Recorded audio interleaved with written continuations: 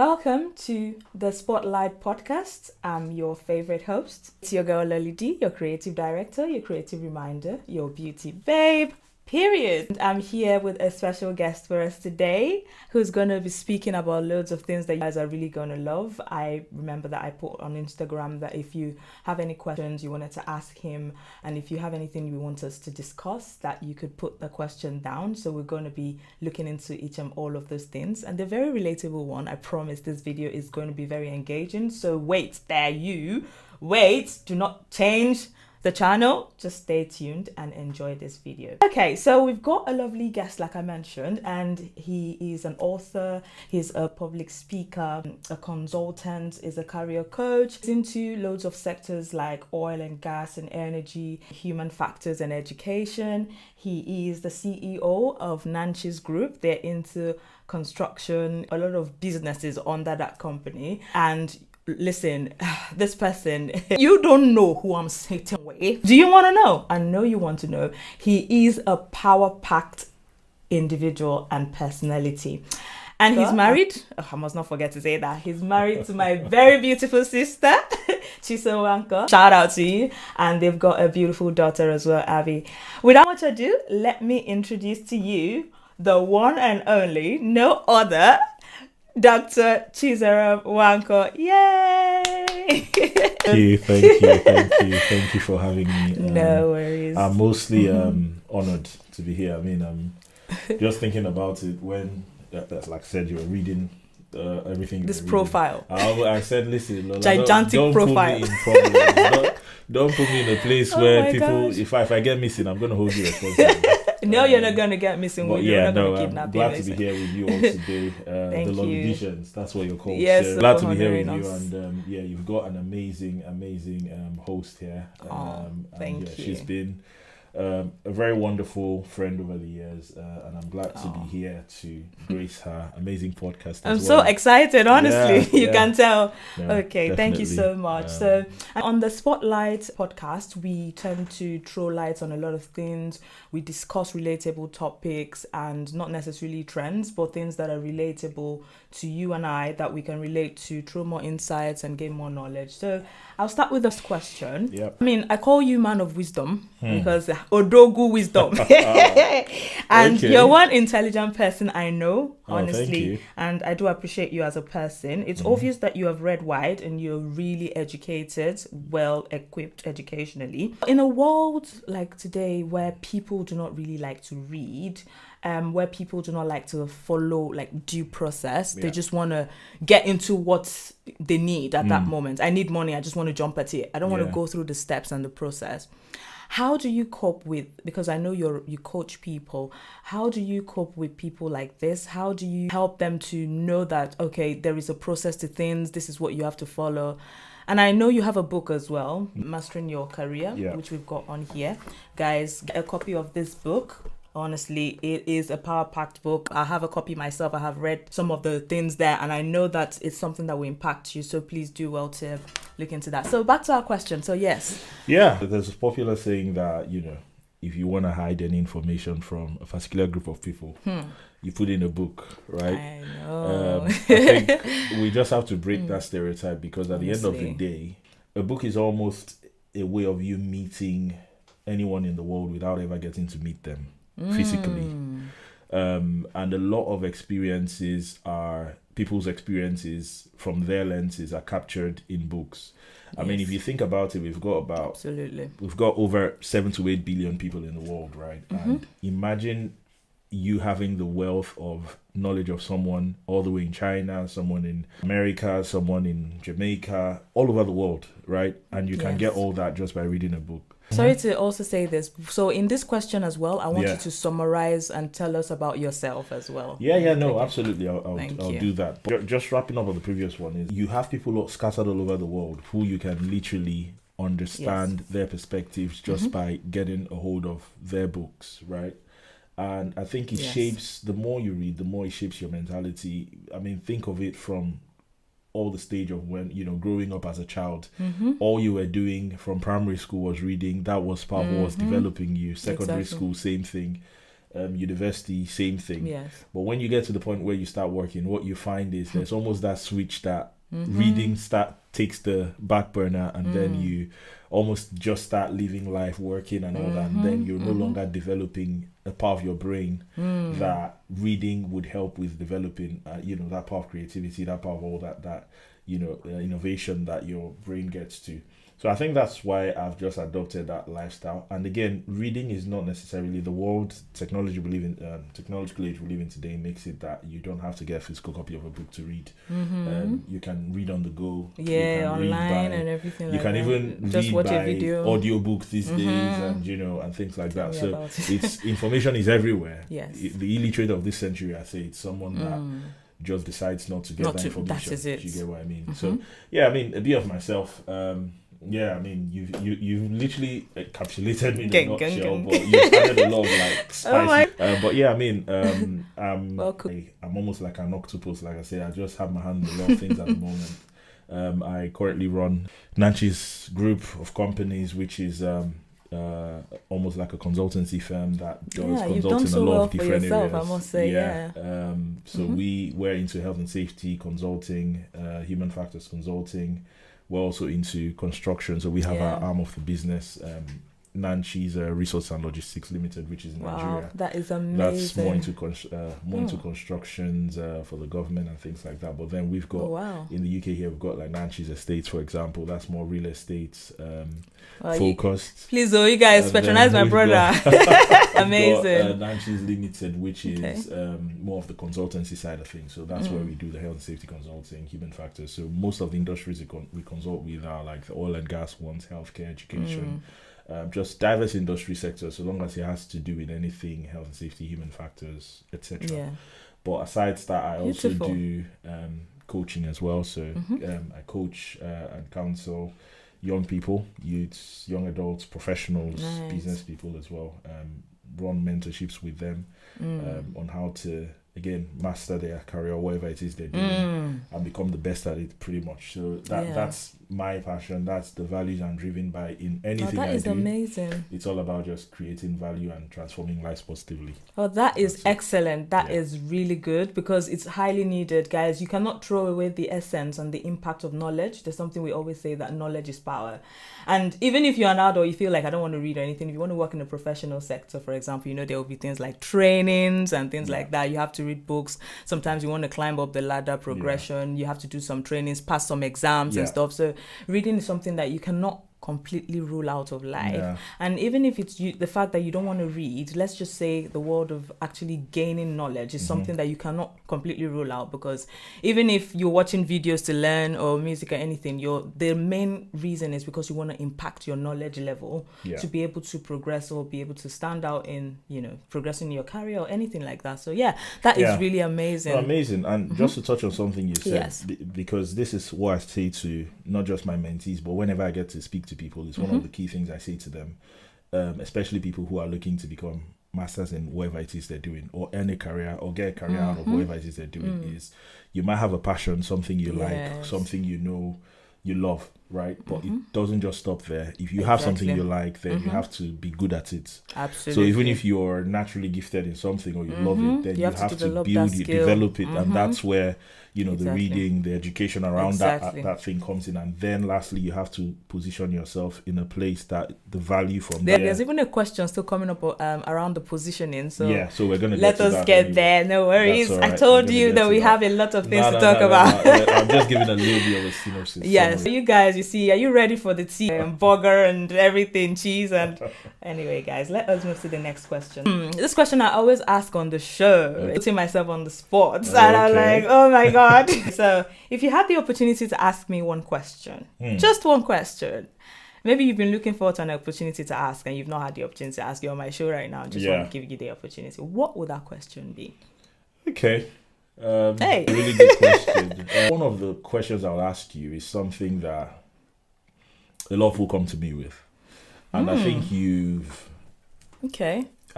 addressed it by your actions, and I'll explain. Right. Okay. But the question I'll ask you is, what gave you the motivation, not just the motivation, but what gave you the not just the motivation but the discipline to follow through with you starting this up, for example? Okay. Because I know you didn't just start from, you know, the spotlight with LollyD. You started long ago. Yeah, these are the OGs before IG. So, but you started a long time ago, and you've kept at it.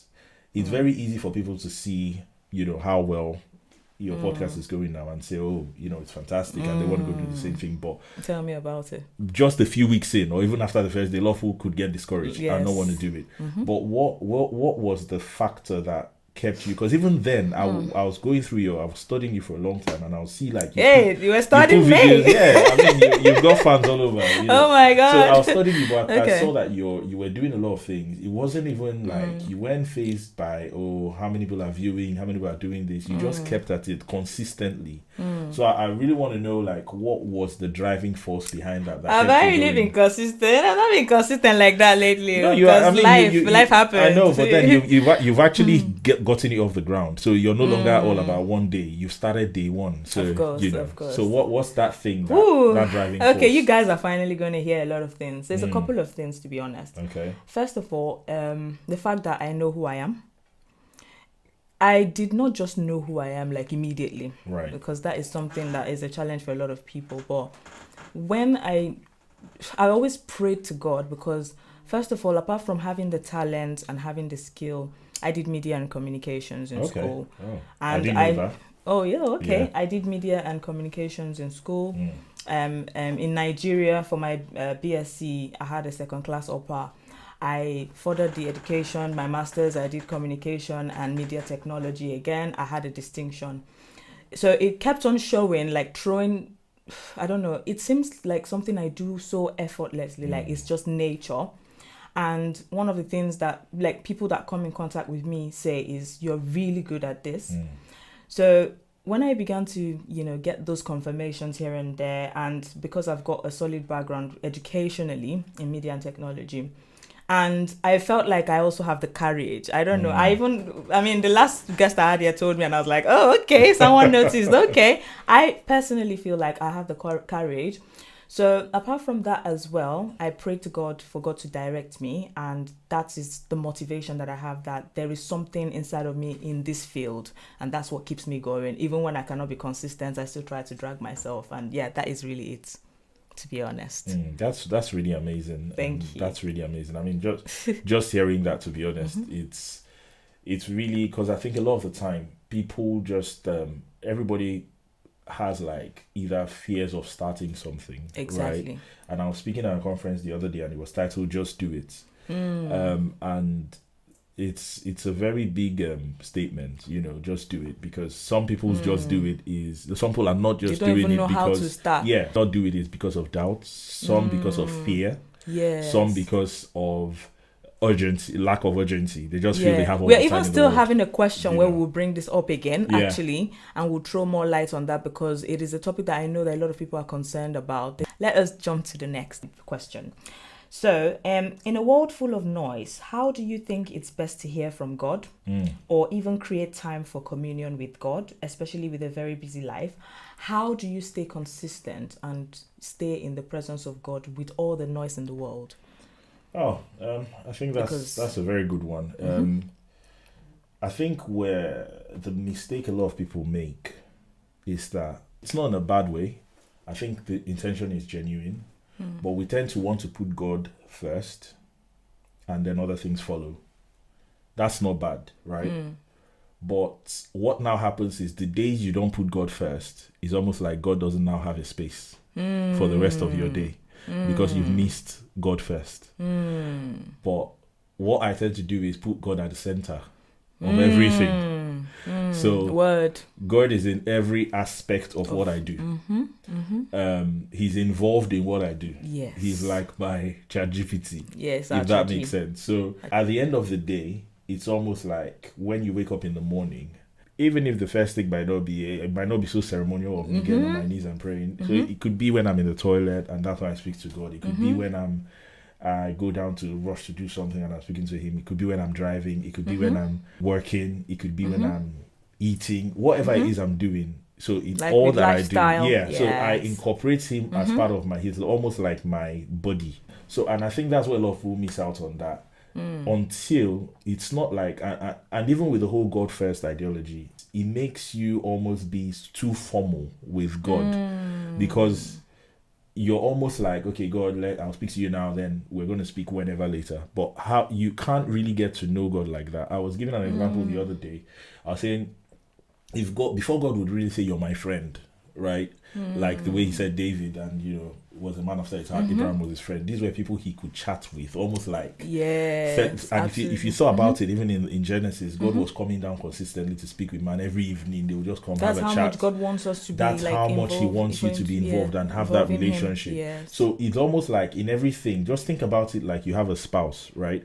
You want to do something and your spouse doesn't know what you're doing. The only time you speak with your spouse in the morning, but the rest of the day you're not carrying them along with what you're doing. You're just doing your own thing. You guys are living separate lives. You barely know anything about each other. Yes. So it's the same thing with God. The more you open up to God, the more he opens up to you. The more you know him. You know different sides of him. Exactly. You're more on that frequency. You guys now start. So even when he speaks, because you know him as a friend, you can already recognize. Once he calls you, that's why I say I call my sheep and they know my voice. Right? So before you get to know God, it's almost like there's somebody that would go walk past now and they call LollyD or they call Lola. You would know that I know that voice. Yeah. That's how you hear God at all times, and that's how you, in the midst of the noise, you can still hear when that familiar voice calls you. Yes. And another thing I just want to chip in with that is, I think what is happening is, just like it's written in the Bible that in the last days people are going to be lovers of themselves. Yeah. It is happening. Like everybody has this consciousness, I need to make money. I want to make money. And that has been something that people put God in the center, people put it in the center, like money must be made. You see what I mean? And even, as the first thing first. So they stand up, they wake up, oh, I have a meeting, oh, this is going to bring money. And they just forget about God. So, I'm not going to lie. I'm not going to lie. I'm not going to act like a Which saint. is very relatable. There are times when I am actually like that. I'm not going to lie. Because I can be a very driven person, especially when I have things to do. Exactly. I'm like this kind of person. If I have targets to do, to knock off, I could just get up in the morning. That's the first thing on my mind. But like I said, even if I don't get to do it, God is not like holding a cane to like whoop me or something. Yeah. Oh, you didn't talk to me. Now, once I'm like, oh yeah, oh my God, I've got to do this. Oh yeah, God, okay, let's talk. And then we could start talking and I'm just walking. So I beg to differ in something that you said, because truth is, you know that you have the consciousness that I have to still put God in the center somewhere. I'm talking about people that they don't have consciousness that God is anywhere. They're just going to get busy in the noise of the world. Trust me, the devil has a way and just be drowned in it, like soaked in it, like it's all about money, it's all about, caring for the family, everything just boils down to money. God can come later. Then sometimes they'll say, okay, I'll talk to God later, but along the line, you then find out that you couldn't pray again because you're now too tired to pray, because that happens and we can all relate to that. But we should start having that consciousness. So if you're that kind of person that you've gotten so soaked in, just remember that you're in the noise of the world. But you have to remember that you need God. Absolutely. I think you just need to build up to that. So like I said, it's almost like, again, I'll use the example of a husband and a wife, because that's the way we are with Christ, right? Yes. If you get to a point where you guys have become too distant, that's where intentionality now comes in. So it's no longer business as usual. You can no longer say, okay, I'll talk to you any time of the day. No, you guys have to now fix a date. Let's go out on a date. Let's fix a time. So it now starts being intentional to build back up that intimacy. And another thing is, some people used to say, oh, they have to wake up in the morning and pray. If it doesn't work for you, I used to say some people, what works for them is at night, late at night. That's when they pray. Sometimes in the afternoon, like you said, sometimes when you're driving. So it's just about just finding the time and having the consciousness that you still have to talk to God and involve Him. Absolutely. All right, then. That was really beautiful. I liked how you answered that question. So just move to the next one. This one, I love this one. Okay. So, you have a very beautiful wife. And she's tall. Guys, you guys need to see her wife. Please. Anyone that wants to stress pass, like, will come like, She's a powerful minister of God. She travels to minister sometimes and all of that. So we just want to know, I know sometimes, responsibility for catering for the child. How are you able to navigate, in this stage? And what advice do you have? How do you manage to keep everything in place when you're exhausted? And what advice do you have for husbands who might be in the same shoes with you? First of all, as the Bible says, he that finds a wife finds a good thing, right? Yes, and obtains favor from the Lord. So first of all, I think you need to understand that your wife is a good thing. So she's a good thing. You're not in... I know of people, or I've heard of situations where guys are intimidated when the women are going out and doing stuff. There's some men that are intimidated. Yeah, but at the same time, you need to remember, or even if you've never heard about it, you need to go read back again Proverbs 31 and see the description of the woman in that place. This is a woman that gets up so early in the morning, goes to trade with merchant ships and things. This is a woman who puts her house in order. This is a woman who has everything organized. This is a woman who's a pride to her husband because she's so... And even if you read there, it says she's a crown to the husband. Like, he's spoken about so well in the city because of her, right? And this is what men need to understand, that you're there to empower her, not to... That's why when people say all these things about, oh, I'm your boss, or they're trying to compete. Nah, it's about no competition. Yeah, it's about like collaboration. Yes, it's about partnership. Both of you are there to step in when the other person cannot be. So everybody brings 100. Yes. It's not 50-50. It's 100. Some days I could come, my 100 might be clocking at 80. Yours might still be at 100. Yes. Some days when you're at whatever. So again, back to the question of when you know what you asked about the times, how do you cope with when she's away? And again, like I said, it comes down to you're the head of the home, right? You're the one managing it. What did Christ say? The relationship between the man and the wife is like Christ and the church. And what was Christ saying to us? He was saying, cast your cares upon me, because your my yoke is easy and my burden is light. Yes. Right? So that's what we should be doing. We should be able to take the burden off the woman that God has given to us, so that and enable her to thrive, because her thriving is still a crown to your head at the end of the day. So, and I like our Igbo brothers in Nigeria. They exemplify this very well. They say the way you would know I've got all the money. Yes, so look at my wife. Yes. So I am usually proud, and I push her a lot, sometimes annoyingly, but I push her a lot to make sure that, because I want to make sure that, there's something I told her before I got married to her. I said, I want to make sure that you fulfill whatever potential God has given you. It's my responsibility to make sure that you fulfill it. So I know she's usually not happy sometimes when I push her. But at the end, she sees the benefit of it. Exactly. Right? And I think to all men out there, I want you to take, no matter what it would cost you, take it upon yourself to make sure that your wife thrives. Yes, men really she need thrives, to listen to this, because if you look at it from another angle, right? Some men, they have this mentality that you they let your wife they travel. I kind of believe, and I feel it's an archaic mentality. To be honest, ready. I'm going to use my parents as an example, right? My mom's more into politics. My dad would never touch politics with a long stick. You see, doesn't like politics. But my dad is pretty much the breadwinner of the home. But there was a time I remember very vividly when my mom would do stuff for the house, like take on massive projects. Do you get what I mean? Not because my dad couldn't do it, but she just takes on it. So, and you could tell that it was easing the burden of the family. Do you get what I mean? Yes. But it's also because my dad could literally be at home now. My mom might go to Abuja, stay for almost a week, 2 weeks. Wow, it takes a really strong man and again, understanding. I know that not everyone has that upbringing or experience of seeing that firsthand. So I've probably had the benefit of seeing that. Yes. And they've grown up in a very patriarchal kind of home setting and stuff. So, and that's fine. But what I would say is, especially in this part of the world, you know as much as I know that the man is not just going to work and the woman is just chilling at home doing nothing. There's nothing Both like of that. you are doing a lot to make sure the family stands, right? So if there are times when, and I thank God for remote working these days and stuff, so both of us work from home. Even when she's away and all that, it's just about organizing your time, communicating the day before to know, or the week before, even like the weekend like this, have a chat about what the next week would look like, plan ahead of time, communicate all your itinerary to each other so that you know how to manage the family. Which is really good, because that's the only way that life will be easier for both of you. Yeah. Because I cannot really relate to people that say those kind of things, or men that say those kind of things that, and then again, it boils down to trust. Know who you married. That's another thing. Yeah. Because some people, they cannot trust their spouse to travel that long, especially if it's men. Sometimes women, they'll say, well, for men, most times, a lot of them that have that, I'll say it again, I said it with my full chest. Yeah. A cake mentality. That you they allow your wife travel, with all these men out there. No. I mean, who did you marry? Do you know who you married? What is the essence of the trip?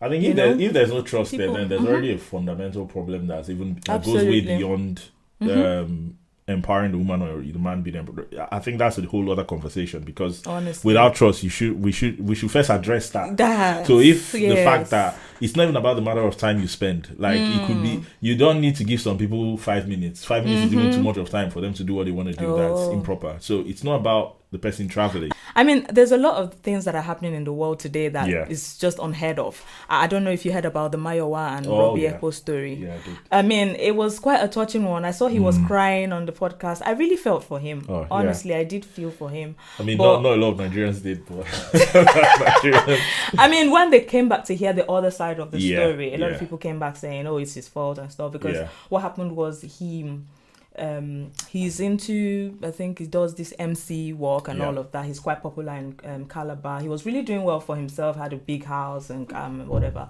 in Calabar. And this lady, she slid into his DM and she was just like, maybe how far now, sure you will give us your number, that kind of thing. And he was just thrilled because a lot of women would be a big setback, like, oh, this audacious lady that is bold and confident. One thing led to the other. The lady came to visit him in Calabar, and on their first visit, they got intimate. Okay. And I'm just like, how? Like, how do people do this? Like, the value, everything. But that's not even the main reason why I brought this up. There was something I heard about, the fact that at some point she talked about maybe she would do an arranged marriage abroad, and or maybe he would then come back. Maybe she'll file for visa. And honestly, it's not new to me, because I know that people abroad here, some people do it, that they'll say, oh, let's come together. You just do as if we are couples, just to do it. But at the end of the day, sometimes it ends up destroying them totally. And I've heard people that they deported because of that anyway. But why do people really do that? Honestly. Yeah. At the end of the day, right, what I'll just say is it goes back to your value systems, right? I think if you truly love somebody, I don't even think you're going to harbor the thought of that person being joined to somebody else. If you really know the sanctity of marriage, like what marriage entails. Marriage is like, not even like, marriage is both of you becoming one flesh, whether you like it or not. Yes. So the moment you get joined to somebody else, you become that person's property. Like both of you become each other's property. Both of you become one another. You're one. Now the problem is, if you guys' value systems are not, like I was saying earlier on, before I got married to my wife, the problem is a lot of people do not discuss these things. It's a problem. You need to, and that's why, just listening to what you said, they dated for a couple of months or something. They from everything that I know about the story, it's very evident that they probably barely knew each other. I mean, these are the issues. They know nothing about each other. And now, what were the things you were communicating? Because like I said, when I got together with my wife and we were discussing initially, most of what things we were discussing was, we literally had almost like a sheet of paper with a lot of questions. Wow, you see? Yeah. I'm serious. I got those questions from the late Pastor Bimbo Dukoya, God bless her soul. Oh, bless her. And there was a session she was going through, and she listed out 50 questions you should ask your spouse. And we're going through, these were real questions, things like, even down to, how are we going to handle family, like extended family? Yes. How many kids are we going to have? What's your thoughts on forgiveness? What's your thoughts on infidelity? What's your thoughts on the questions were so much, but these were very real questions. Yes, and it is. Unfortunately, a lot of couples do not have these sort of questions. Let me tell you, for my own self, let me give you an example. What we did was, we did like a game. Okay. We take turns. I'd ask you one question, you give me answer. Yeah. I ask you, you give me answer. That kind of thing. I ask you, you give me yours. You say your own question, because communication is something you cannot rule out. No, it's not. It's the issues we're having today, and that's why I think along the line in that story there was a part where Mayowa had trust issues. Why not? Because even from the get-go, like from the beginning, the values. I mean, there's something wrong. Yeah, because those are the things that you would live with when you move in together. And the regrets. It's not about the dates now. The dates are fine. They're all necessary for the infatuation stage. What a lot of people call, love. People is that love is enough if we follow what love really is in 1 Corinthians, right? Yes. Love is patient. Love is kind. It does not envy each other. It's tolerant and everything. that is love. And that would even guide you in today's life. Thank you. But the problem is a lot of people interpret love as that infatuation, that feeling you get in the initial stages. That's what they call love. I think that's what happened to Robbie, to be honest. You're meant to actually, with this person you wanna settle down with or you wanna have as a spouse, you're actually meant to discuss have real serious discussions with them, because you guys are going into something that you're about to build an institution. So if you don't have those serious conversations, marriage is not something you can wing. And that's why I'm really grateful for the social media, even though sometimes it can be a pain. But a lot of people now, especially the youngies, they're becoming more aware. The Gen Zs, they are now becoming more aware, especially with this Robbie's story, because it went viral on the media. So a lot of people are beginning to realize that, some of these feelings we are feeling, all this rush, we need to take time and really know some detail and all that. So well, it is well. That's all I can say. I mean, you've been able to answer that question. Next question is, there are lots of young men out there. You see, this is really divine, because the next question is actually going into us now advising them. So there are lots of young men wondering what to look out for in a woman before they settle down with her. A lot of them are confused, and if you were to advise the younger version of yourself in a young man, or currently if you want to give advice to men about the woman that they should look out for and who they should settle down with, what advice would you give them? I think the first advice I would give you is, it's not difficult, but marriage is already, it comes with its own complexities already by default. And they say marriage is not for babies. Yeah. So what the very first thing I'll tell you is, please at least be attracted to the person. Very important. Have some level of physical attraction towards the person. If you don't, right, there's gonna come a time when whoever it is that you now probably think you have that sort of physical attraction to will start, according to the term we use, the slogan we use, entering your eye. And when that starts happening, unfortunately, because you do not even have somebody you're attracted to fall back to.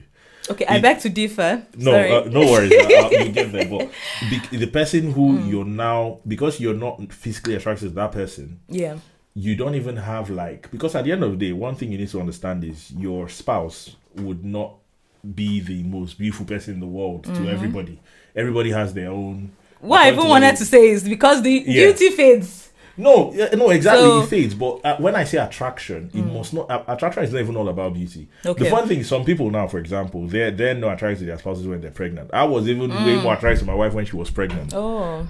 That's funny, but it wasn't even because of her physical appearance at the time. It's just because I was just attracted to this person. So when I say attraction, be attracted to the person. Right. Whatever it is that attracts you to that person. Some people are sapiosexuals. They like people who are intelligent. Yes. Some people are, they love you for. But you just have to have that. Thanks for throwing more lights into that. Yeah. So I'm not saying that because she's got in fact, what I'll tell you is that if the only reason why you're attracted or you want to settle down with that person is from the physical side of things, then we need to have a serious conversation. Serious one. But what I'm saying is you should have something that draws you to that. It shouldn't be, a lot of people go into marriages contractually. It's just for reasons. There's this thing you can give to me, there's this thing I can give to you, let's marry. Contractual, yes. And that's the problem. But there needs to be that thing that you love in this person, that attracts you to this person. That's number one, right? Beyond the beauty.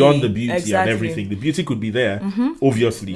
But then even beyond that, there are things that should attract you to the person. Because like I said, I know why I said it too. I know why I said I beg to differ, because I know people interpret things wrongly. And one of the things we're doing on the Spotlight show is we're dissecting so that the youngies don't get the wrong message. Because when you say attraction, some people, what comes to their mind immediately is they've told me that I need to look out for the person that is my spec.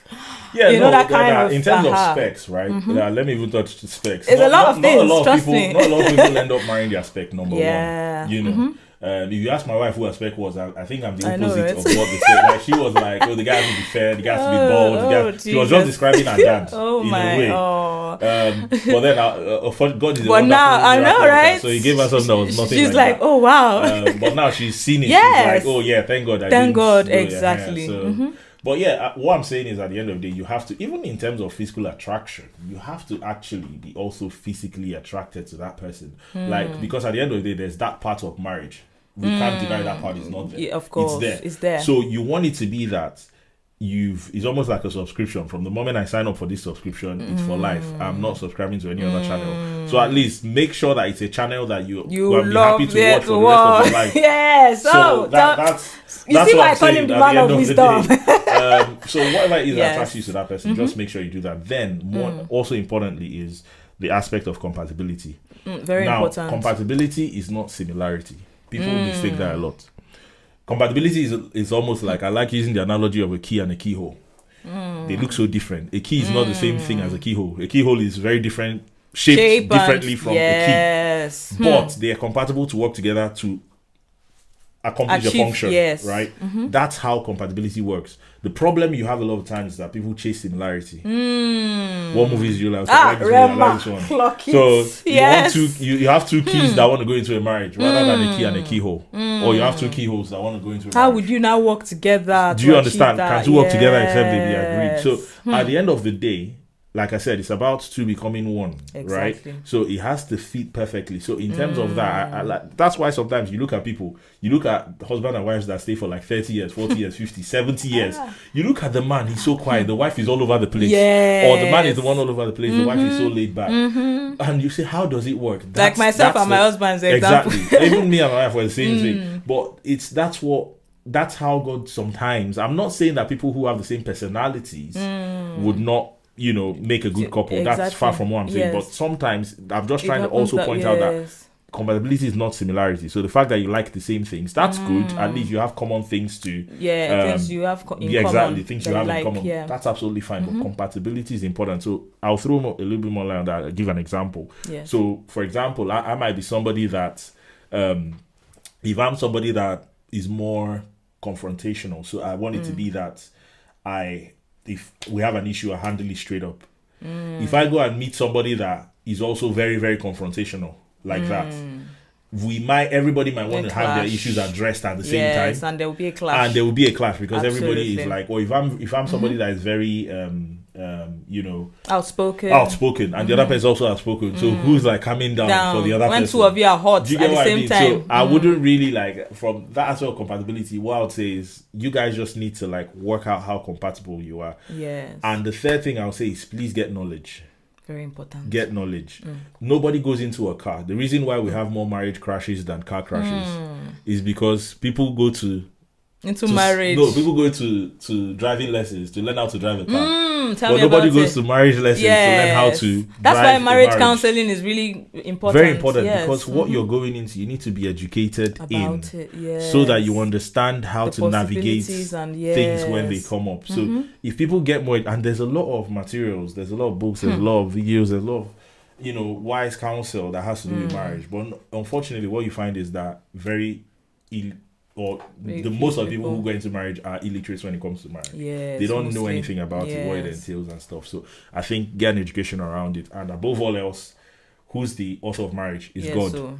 God is the author of it. Important. So if you truly want to succeed in it, or you're looking for the kind of person to succeed in, go by the principles that God has outlined for that kind of person who you should be getting. God does not have one woman molded somewhere, one man molded somewhere, and say you must be this man, but he's giving you specifications that person should have, right? So and you know a lot of the times we're moved by our flesh, but this is a very spiritual exercise. So I would say please don't rule it with flesh. Don't ignore the spiritual side at all, especially if you're thinking of marriage, which you should do. Thank you so much for how you answered that question. Worries. I mean, there's nothing more to add. You've said it all. So what advice do you have for a multi-talented person who see themselves as a jack of all trades, master of none? In fact, I covered that in this book as well. How do they find their way and to groom at least one of their talents? One thing they can actually focus on to fulfill their purpose. What advice do you have for someone like that? I'm that kind of person. I think I started off by saying I'm an octopus sometimes, because I just have a lot of, same here. You can do a lot of things, and it's almost okay, God, so which one is the and that's fine. That's amazing. We go back to the parable of the talents, right? God gave one 5, gave another person 2, gave another person 1. So God would bless you according to your ability and your capacity to handle what is given to you. Now, still focusing on what the Bible said, if you look at the story of Elijah and the widow, I like using that story a lot because this woman was the one that was, filling up her, when Elijah was blessing her through, or God was blessing her through Elijah, he was sent out to bring the vessels, and each vessel was being filled before the next one was then poured into. What a lot of people try to do is they try to fill all the vessels at the same time. That is the problem. And you do not focus on one before you do another. And what now happens with that is that you end up almost pouring in everything and you're still empty. Yes. So nothing ends up working and you end up being frustrated. What I would say is that you need to pick one thing. Again, it goes back to that triangle of what I said about what you like, what you've developed yourself in terms of that thing you like, and then where the value can be created from that. And why I'm hinging on that is because you might have something you're passionate in, but you've not necessarily built yourself in it, or you're passionate and you've built yourself, but you've not really been able to put yourself in a place where your value can be created within that sphere. With that, now, yes. If I'm doing a job today, right, Yes. could be a 9 to 5, could be a business. Maybe I don't really enjoy it as much as this other thing, but this is what I'm getting the resources from to pay the bills. And I've always said this, focus on that thing, grow it to the point where it's yielded so much that you can take that thing that it's giving you and plunge it into what you know, another venture. And when you've nurtured that one and grown it to the point where it can start paying you, then this one you can just leave it. Exactly. And or you can even use that to do something else. Just focus, on so things. It's more than okay to be multi-talented. It's more than okay to be, like you call it, a jack of all trades. But one thing you should do is put structure to many of these things. So don't just dip your hand. I'm hearing the next thing reading tomorrow is IT. You run to IT. I know how to do this one. You run. No, you should actually have a structure and a focus as to how you want to target it. So you lock on this target. Have a structure of what you want to do around that. Around that thing. Have a time frame for it, assign it to it, go to the next one. So, and when I'm saying this, I'm not even saying that, okay, if I want to do this thing, I'm skilled in, let's say, singing, I'm follow singing all the way to the end, then shift to another one. No. What I'm saying is that you can build yourself to a particular level in that thing, and then focus and then pivot to another thing, focus on that. That one, you've built it to a point where there's now a structure that can sustain it without your constant presence there. And then you can channel your energy to another thing. Yes.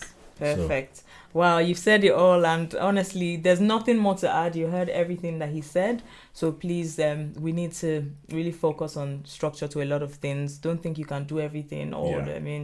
Yes, I know I can do all things through Christ that strengthens me. But wisdom is profitable to direct. Exactly. You don't want to drain yourself in all of it and then end up achieving nothing. That would be more frustrating for you. So please, just follow the advice that's been given. What do you have to say about people who judge parents based on how their children behave? That's one part. Is parenting easy? Like, why do people judge parents a lot? But then we're also going to talk about special needs as well. Okay. I'll say the only reason why you probably judge a parent is because you're not from a position of it might either be from a lack of understanding of what it entails, or some people are just... Let me give you an example. And bitter. Let me give you an example. Maybe someone's child just came in and just ran and did something in a random way. This can never be... someone now comes, this can never be my child. It's lack of discipline. So you can't discipline your child. Why is your child running all over the place? Yeah, so that's exactly what I'm saying. It definitely stems from a lack of understanding of what people are going through, specific to them. Or sometimes it's also from a case of like people who are just being bitter. And when I say being bitter, is that sometimes people see themselves in other people. Like, it's so ironic that a lot of times the things that people criticize other people for are the same things they themselves through. It's that's irony of life, isn't it's very ironic, but it's so true. It's so profound. I kid you not. There's people who like would go and say, oh, your child is, or you could be a boy that is moving around with the wrong company, or these ones that would castigate you and bring you down if your daughters are found hanging around somewhere. But their kids even worse. Let's not even go there. So we are going to break this table. Let us go there. Sometimes it's literally I feel it's almost like it's like a defense mechanism. They're trying to reassure them. So I don't know, almost trying to like, oh, this can never make them be feel like they are better than you. So, but really? Then it's them. But they're trying to like, it's not me. But more importantly, I would say it's just by and large, in most cases, it's usually just a lack of understanding of what the parents are going through. Because you can see somebody now. Let's say, oh, this person is like this person used to be this kind of person, or maybe jovial or whatever. The person is now a little bit laid back or something, or the person's kids are all over the place. The person does not even have that. It looks like they're not put together or something. They don't have control. Everything. And you just start judging them straight away. You're not like, if you really care about the person, you should actually be calling the person, say, oh, I'm noticing you're not this. Are you okay? Is everything okay? And then the person can open up to you if they feel comfortable. The problem is the world now, people just judge easily. And it's so bad that even up to people that you know that they are good people, that maybe they used to help you before and stuff. And this kind of people, just the day they don't now help, they become a bad person. How? Don't even go there. How? Like a lot is happening. I mean, it's just the sad. whole thing with the black tax, you're about to bring up a whole other conversation. But honestly speaking, it's a sad reality that we live in, that people only, again, everybody points to one finger, but the other four are pointing back at you. Let's talk about special needs children, especially abroad. I mean, there are a lot of things now that I don't know. Some people say maybe it's the vaccine. Some people don't really know. It's not as if it's in their family or anything. Like you see a child that is, they say is autistic. They use the word autistic, ADHD, what, and different names that they have for it now. I mean, some people that are not really going through these things, because I feel these things are not really talked about enough. So people don't really have insights to the idea of what parents are actually going through in dealing with all of this. So what can you say as regards that with special needs children and the society, especially abroad? Because I think in Nigeria, it's not really something profound like that, to be honest. And even if it is, it's like in Nigeria, you've got so much support. You've got that support system in place, which you don't have here. And unfortunately, even with kids that are not special needs, there are just some kids that are a lot. They're very hyper. I saw something, that thing you said, maybe I remember. I saw something recently on social media where one person was giving an opinion because when they saw a child running all over the place, and that lady was just talking about her own child. This is how she runs over, and the other person was like, this is hyperactivity due to too much sugar. And then I checked the comment section, and I saw loads of people say, this is how my children behave. It's not necessarily sugar. They just have that kind of energy. Some people say it's particular to boys, but even some girls, if you see like my daughter, you need to see me and my daughter at home. Abby is in fact, like, she's so strong.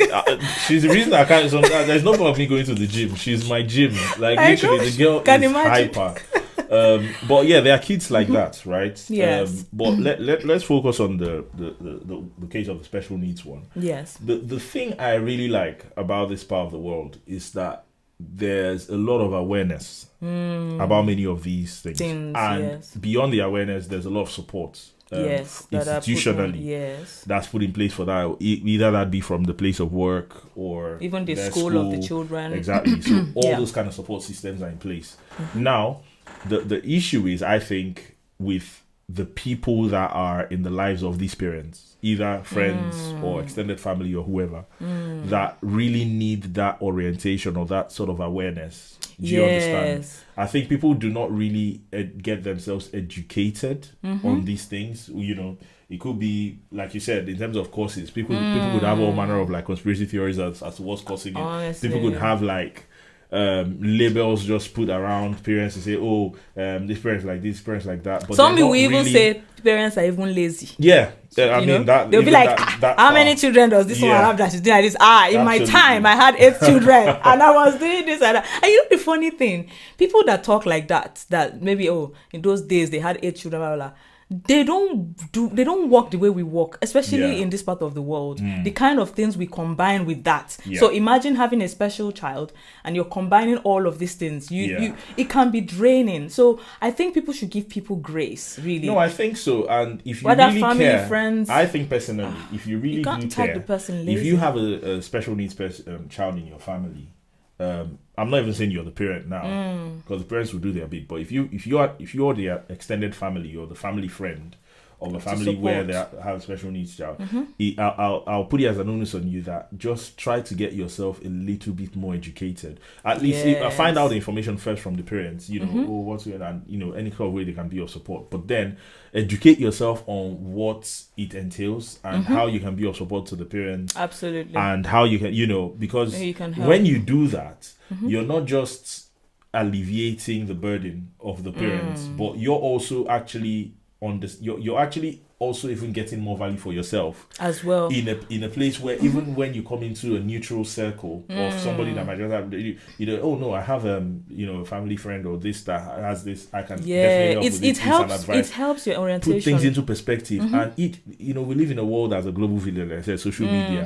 When people are spilling out or spewing out like a lot of ignorance, you can actually educate people online, because you're now in a position where you know. Exactly. You've done your research, you're now more aware, you can educate more people, and that can spread like wildfire and give people the right orientation. It's even very important, you know, because I mean, with the kind of orientation that is out there right now, it's not like those days when people tag things to spirituality. Oh yeah. Where they'll be like, maybe there somebody in their village has thrown arrow. Oh no. Or some people would say, this thing that maybe the child is a special needs child. They say, maybe are you sure you will not go and touchlight that to your wife's family, whether somebody there has had this kind of, and sometimes it's not really that. You know, it's not traceable to family. That's why I mentioned the whole autistic thing abroad. These days, especially these days, like you were given a good statistic then, in terms of comparison between here and, you know, back in Nigeria and stuff, or back in Africa and things like that, and the comparative rates of it. I think a lot of this has to do with like our diet these days. A lot of things. There's so many factors. And it's unexpected. A lot of things are artificially processed these days. And all these things are chemicals you're putting in your body, right?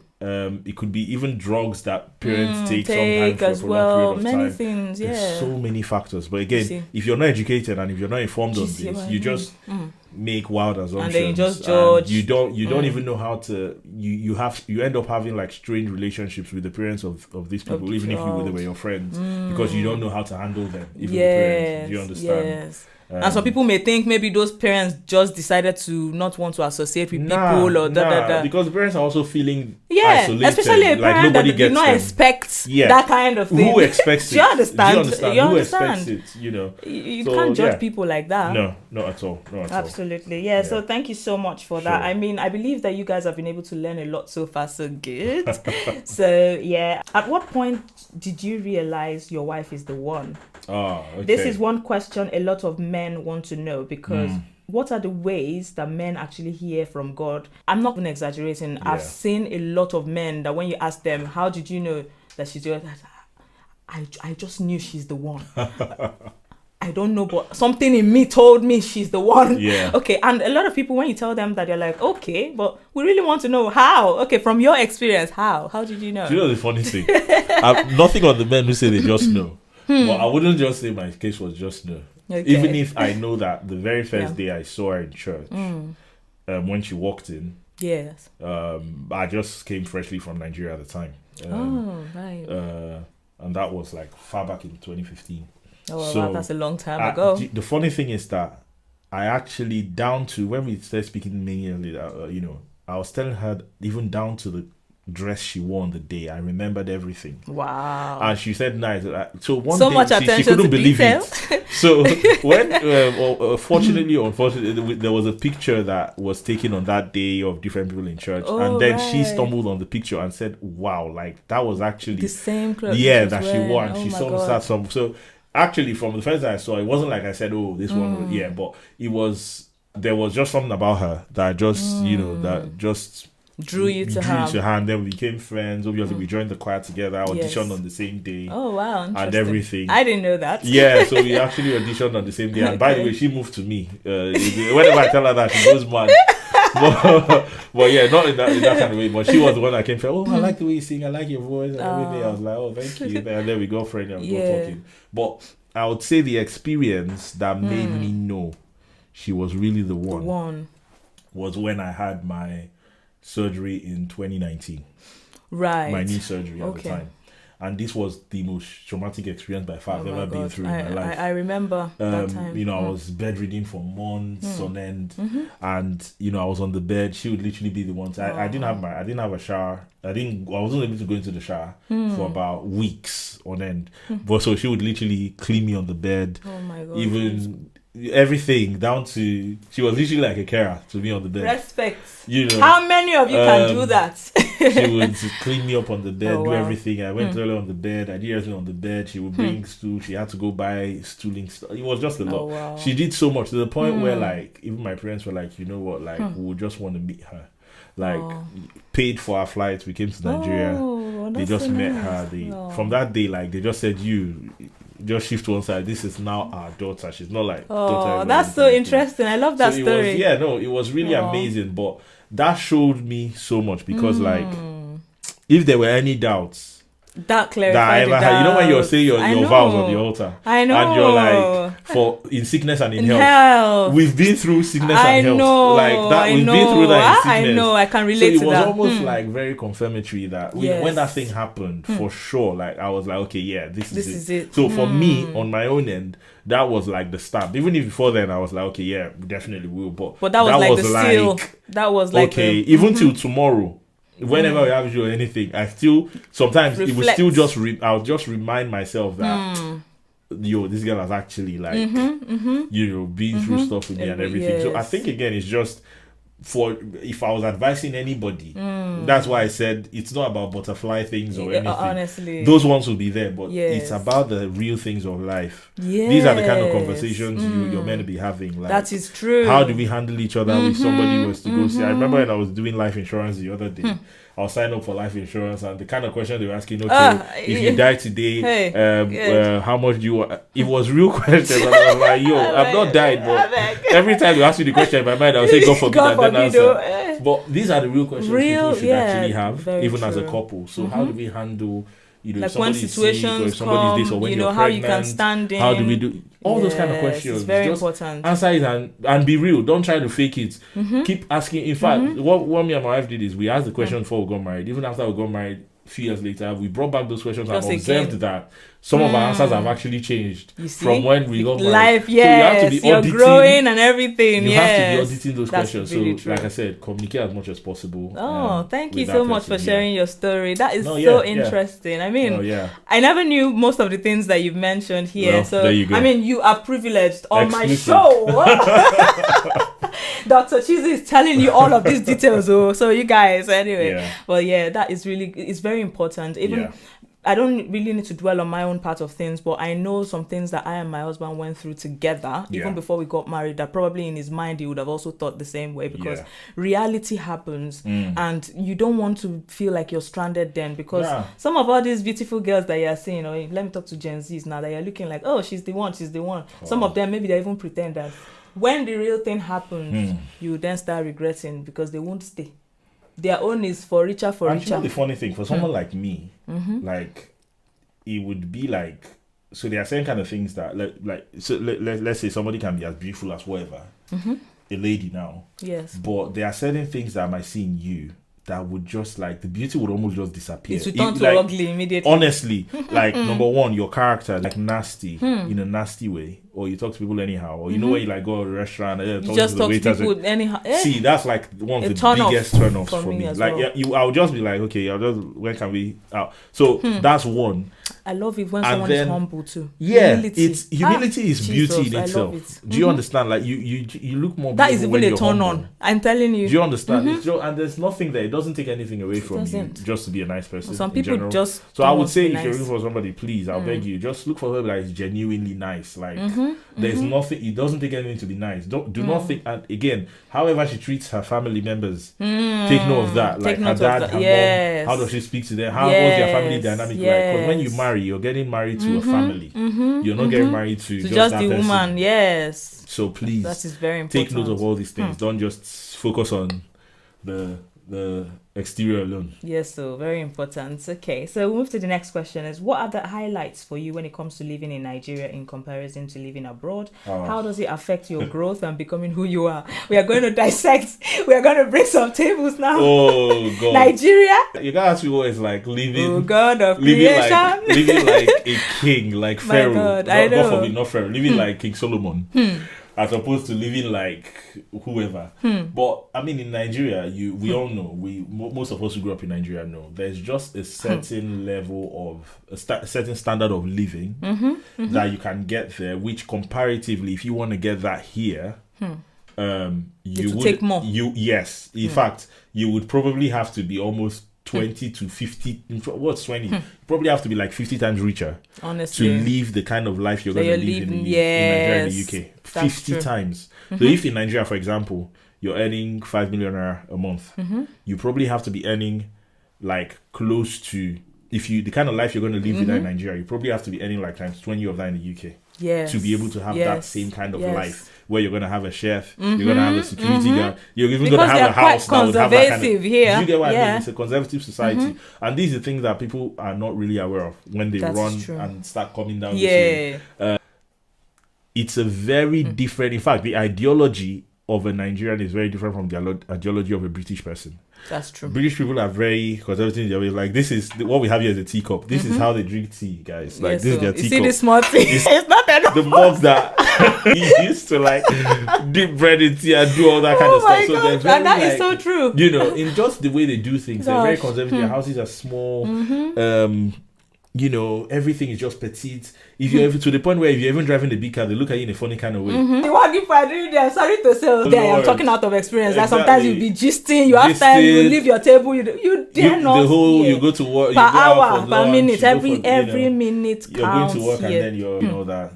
It's not that way here. And that's why a lot of people in Nigeria will say, why are they so stingy abroad? Oh, you know that? It doesn't work like that. But like I said, there's definitely things that you can pick from both sides and apply. And one of the key things I would just say is that obviously when you come into the country as we are, if you're ever going to be coming here, or if you're already here and you're asking those questions, you just need to be willing to educate yourself, surround yourself with the right people, and know how things really work here, and then see how you can better your life here, as opposed to trying to, because you've come into a whole different culture. Try to blend in with the culture, try to have be part community. Of it, have a community. And that's one thing I have very heavy on my heart, which is why I started like my career mastery community of, you know, with people that came from abroad and everything. And the reason for that is because I just, when people come here, they're just stuck. Like, and, it's okay and they're clueless. Yes, clueless. So it's okay to start small, but I don't think it's okay to remain small. So even if you come in and you start from doing whatever, that's fine. Use that, get some experience and everything. But ultimately, what I would say is the kind of life that you're going to live in Nigeria, just have a total mind shift when you're coming here that, you know, I'm going to be living, the UK is a place where the trees... money is flowing from the trees. It doesn't work like that. You have to be willing to put in the work. Like I said, some people who have even been here for a long time now start reminiscing back to Nigeria. Say, "Oh, I wish I could live this kind of life." Also forget to you guys. Don't forget where you're coming from. There are still flaws in Nigeria. And you know what? The funny thing is, one of the reasons why people think, or why it seems that way, like in Nigeria, they can, you know, be wasting money. So it's a different kind of lifestyle, but the thing is, like it says, when you're in Rome, behave like the Romans. When you get into this kind of society, I think there are still benefits to pick from, you know, the way they live their lives. You start realizing that actually there's a lot of wastage in Nigeria. In Nigeria, tell me about it. Are things that, you know, we start learning the true value of money. You start understanding what it means to earn a pound. By the time you stand in a shift and you stand for how many hours? You know the work they're doing there in Nigeria. There's a lot of cheap labor. You can't do that here because even if you're going to pay a maid or anything, they're going to be practically earning money, you know, they'll be earning money good money that do you understand in Nigeria? Yes. Get the way you can add value back to your community wherever you're from. As opposed to just coming in and trying to make a nuisance of yourself, give your country a bad name. So if you're coming with a vision, coming with a purpose. Don't just copy, don't just that run. Is it. Just follow the bandwagon. Just follow the bandwagon. It is happening here. And you run. UK, nah, don't say, do it's that. in Canada. It's happening now. It's in Canada. You carry your bag. Everybody. It doesn't work that way. Because then again, you have to work smart. It's not about working hard. No. And that's where what you mentioned about the fact that at some point you need to start looking at how you can develop yourself, not just stay on the same low level job. The good thing about the UK is that it's a country where anyone can make it. Like anyone can make it in this country if you apply yourself properly. And if you surround, the problem is when, for example, I'll use what I know. When a lot of Nigerians come here, you're still around the same circles of people who do certain kind of like roles or are in certain kind of fields. Tell me about You're not in. We don't expand our circles. We don't network. We don't, do all that. Networking, very important. So I think the country definitely does help with aligning a certain part of our mindset with or changing a certain part of our mindset to how we should truly be living as people and how much we should be impacting our direct societies as well. Yes. It gives us that. I think one of the biggest things it gives us is that work ethic. And I know Nigerians are really hardworking people.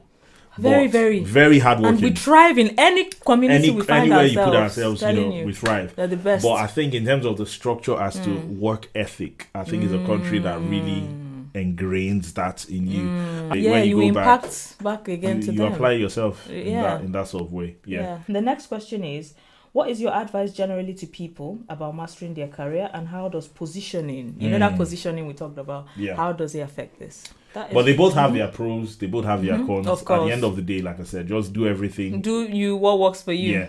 Make sure you make an informed decision. Don't just do it because everyone's doing it. Yeah. Very important. Yeah. So don't follow the bandwagon, guys. You heard it. Make sure that you know what you're doing. You're directed as well by God. Yeah. And you know what you're doing. You have a goal to achieve. Don't just stay around the same set of people, network. And I just remembered one more thing to add. Please, if you're going to be coming here, the one thing I would beg you to have is at least have a skill. Have something you do apart from what's on your certificate. You would be shocked. Like, it is a country where handwork pays. Handwork is very important. Whatever you know how to do with your hands, if you're skilled in that thing, you probably never need to work in an office. I'm telling you. Honestly. So build yourself to the point where you can come here and offer value in that with that skill that you've got. Yes, it will make a lot of way for you in this country if you can learn a skill before you come over. If you plan to, if you're in Nigeria. Okay, so what is your advice generally to people about mastering their career, and how does positioning, that positioning we talked about, how does it affect this?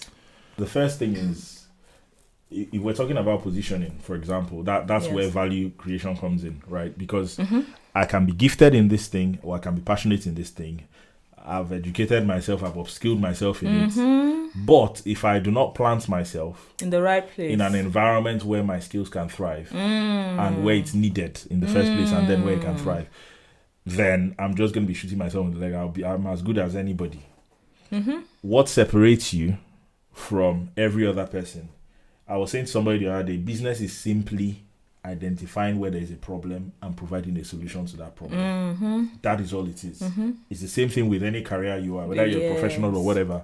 Your employer needs something from you. You that have value, that skill you're giving to provide that value in that environment. Yes. The problem we have today is that I gave this example in a couple of talks I've given quite recently in the past, but it's almost like everybody is lumped in the same place. So you're like, you have a dog, you have a fish, you have an elephant, you're telling all of them to climb, and a monkey, you're telling all of them to climb a tree. With your fish too, climb the tree. So at the end of the day, when the monkey starts climbing, the fish will say, I'm useless, I don't have anything to offer. But it's just because it's in the wrong environment. Put the right? fish in water. Its strength is not there. So one of the first things I would say somebody that wants to master their career is, first of all, understand what your passion is, what you're passionate about, and then identify what your strengts are. You can identify your strengths multiple ways. Like, for example, there are things that you just do effortlessly. Other people struggle to do them, right? True. But this thing just comes to you as second nature. There are things topics you naturally gravitate towards. Like, there are just things that stir up your curiosity. You want to know more about them. There are things you want to skill yourself in. You're just passionate about those things. Yes. That's ways you tend to know what your strengths are, where your passion lies. Okay. Once you've identified these things, then the next thing you need to do is educate yourself in it. If I'm a good singer, naturally, then I want to be thinking, okay, I know how to do this thing as a good singer, but I need to get a little bit more education around how music works, the theory of music.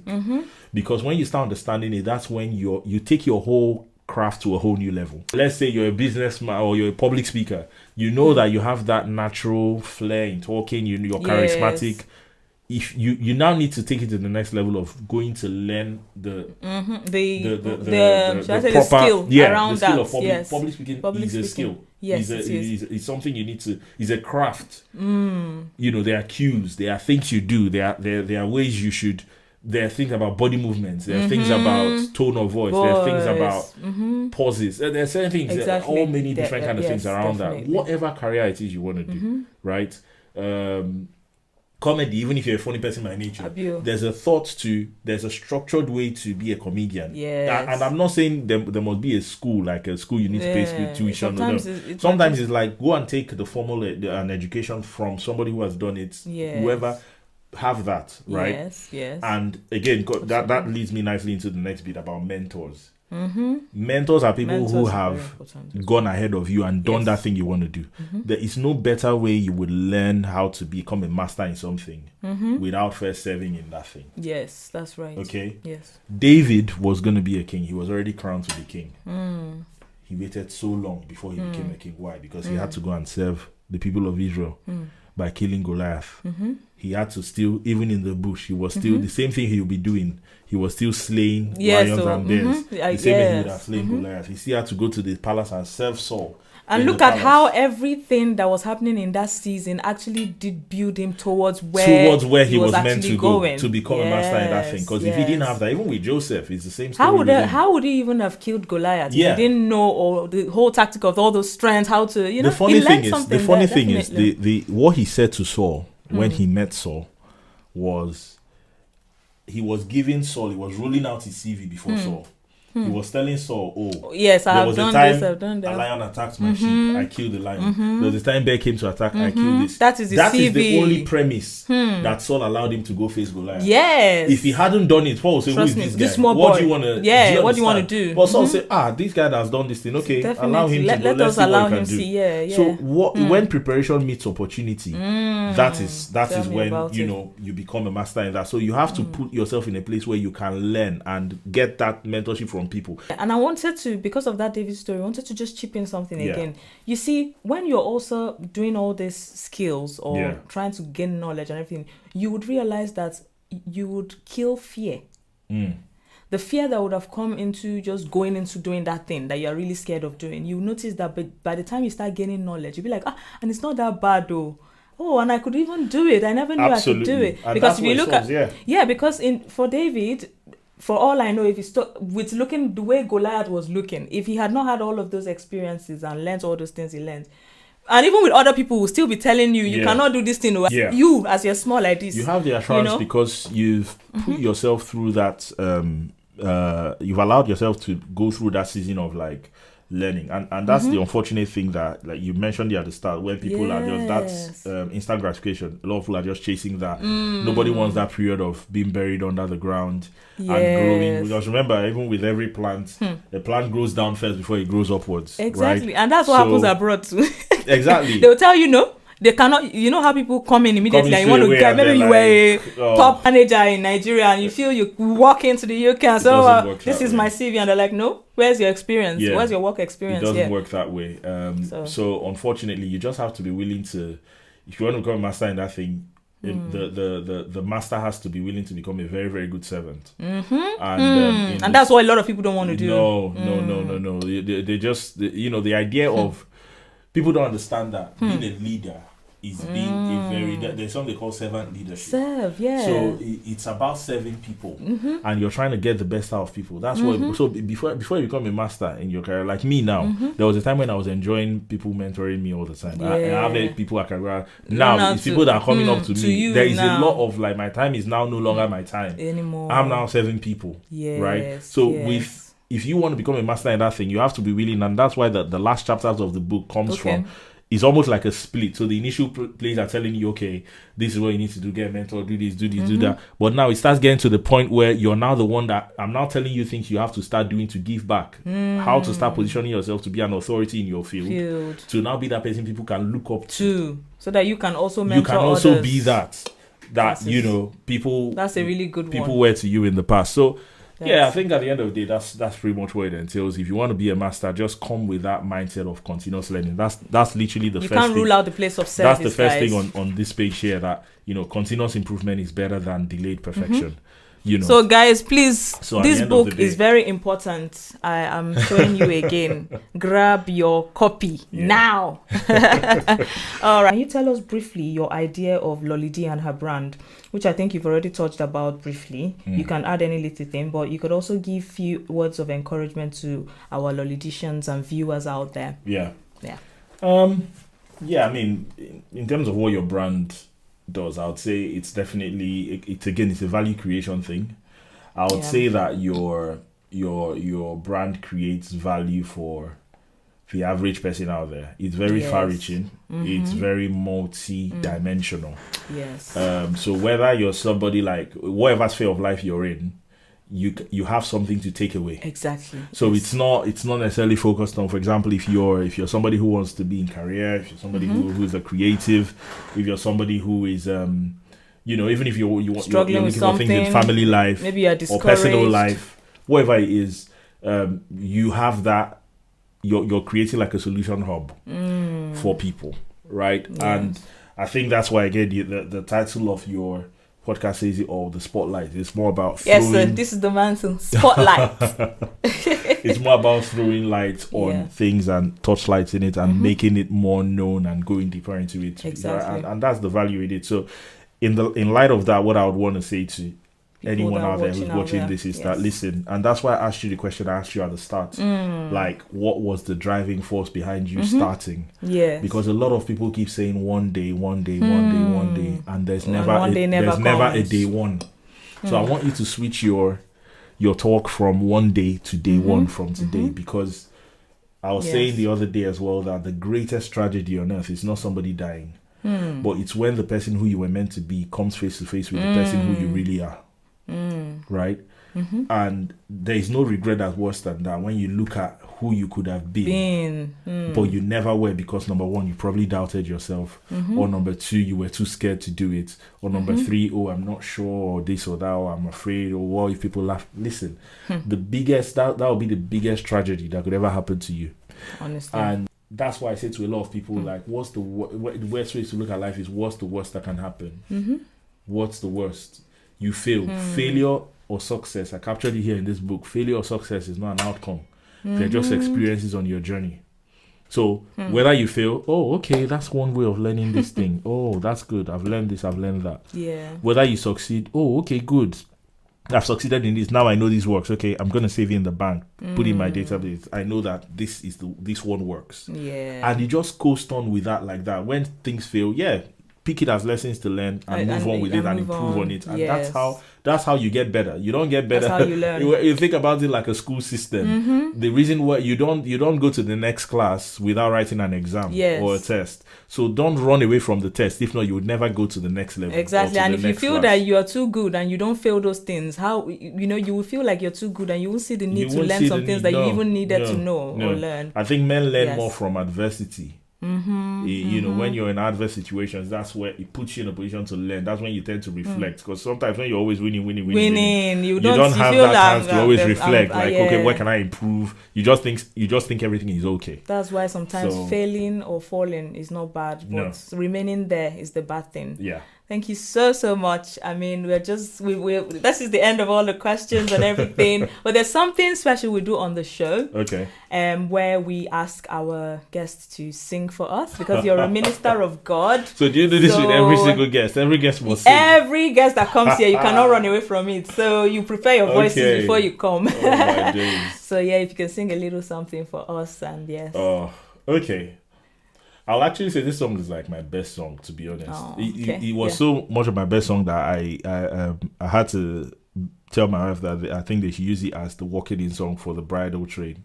But it's because it's a song that means a lot to me, and you probably know the song is God by Donald Lawrence. Okay. And the reason why I like the song is because it's almost like when, after all being said and done, even when I was writing this book and everything, it's just a song that truly lets me know it gives me more assurance in my identity in God, right? And knowing that, bro, you didn't make yourself. There's somebody that made you and designed you and fashioned you for something. Leave the person who has with the operating manual to run you. Exactly. Stop trying to take over the driver's seat and run yourself. O thou who knowest my beginning, thou who created the plan, who orchestrated my life's journey. God, you are my God. And then this other part says, God of decisions, creator of answers, thou who ordained my way. Through my transitions, you held my position. God, you are my God, and I will forever give you praise. I will honor and celebrate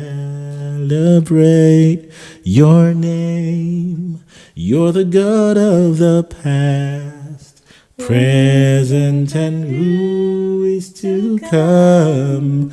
God, you are my God. Hey, I allowed you sing it very well because I needed to all my viewers to soak in. Yeah, sorry, I haven't sang in a long time. Oh I've been God, doing more bro. stuff in the background, but yeah, it's a song that means a lot. Yeah. I just want to present a really lovely gift for our guest. Thank you so much for honoring us with your presence. Thank you for coming. My pleasure. Okay, just 1 second. This is from LollyD the Spotlight team. Wow. Thank you, we just to say thank you. This is beautiful. This is amazing. Thank you. I'm gonna sip on this and probably, hopefully, watch Arsenal tomorrow. Hopefully we win the Arsenal game. fans. I'll win the Premier League. Oh yes, I pray you win. Yes. All right, guys. Thank you so much for watching. If you stayed so far, so good. I mean, I know it's been an impactful video, very interesting. We've had, tables broken. We've had times we laughed. We've had times we begged to differ. We've had such a lovely time. And I hope that I would also see you put 1 or 2 of your ideas and whatever it is you want to say in the comment section. So I'll be looking forward to that. Thank you, guys. It's bye for now, and I'll see you in my next video. Thank you. Bye, guys.